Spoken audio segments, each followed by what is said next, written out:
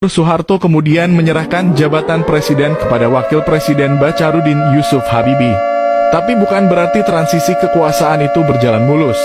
Sejumlah rintangan dihadapi Habibie pada awal pemerintahan, termasuk pada 22 Mei 1998 ketika kediaman Habibie dan istana kepresidenan dikepung pasukan bersenjata yang dipimpin langsung oleh Prabowo Subianto.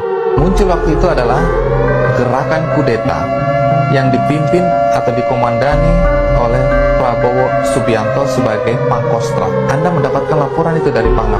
Reaksi Anda waktu itu bagaimana? Reaksi saya adalah saya memberikan petunjuk kepada Pangap untuk segera sebelum matahari terbenam Pangkostrat diganti, dan kepada penggantinya ditugaskan untuk segera mengembalikan semua pasukan-pasukan Kostrat ke tempatnya masing-masing. Saya berasumsi bahwa adanya gerakan yang tidak sesuai dengan struktural. Prabowo mengatakan sama saya waktu itu, Anda ini presiden apa? Naif.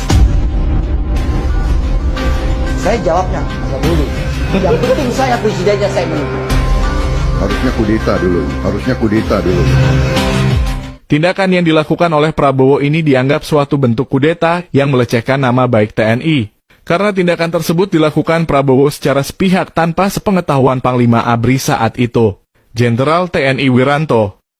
Seorang mantan intel Amerika mengungkap jati diri Prabowo. Sebenarnya, Prabowo merupakan sosok pembunuh berdarah dingin yang mempunyai akal sangat licik. Ia rela menghabisi nyawa siapapun orang yang tidak ia sukai.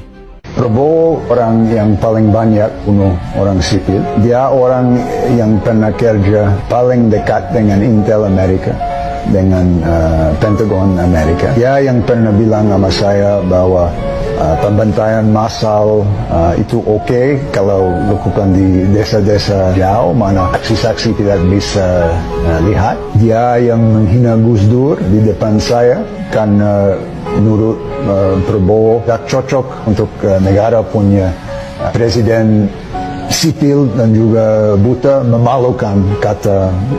Setelah diselidiki, ternyata pembantaian tidak hanya terjadi pada tragedi aktivis 1998 di Jakarta saja.